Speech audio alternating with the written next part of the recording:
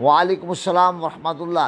حضور انسان پر پریشانیاں کیوں آتی ہیں؟ محمد رفیع الدین۔ رفیع الدین صاحب جواب یہ ہے کہ انسان پر پریشانیاں آنے کی دو وجہ ہوتی ہیں۔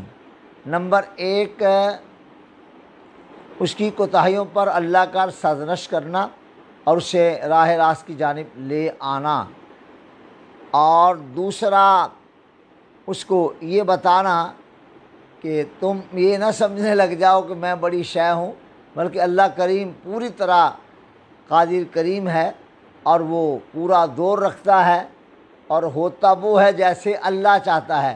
لہذا پریشانیاں اللہ اس لیے بندوں پر ڈالتا ہے تاکہ بندے اللہ کی جانب رجوع کریں، اور رجوع کرنے کا مطلب ہے کہ اللہ تبارک و تعالیٰ کو اپنا کامل اور اکمل مشکل کشا اور حاجت روا مانیں، اور اللہ کے علاوہ کسی اور کی جانب اس طرح نظر نہ کریں جس طرح اللہ تعالیٰ کی طرف کی جاتی ہے۔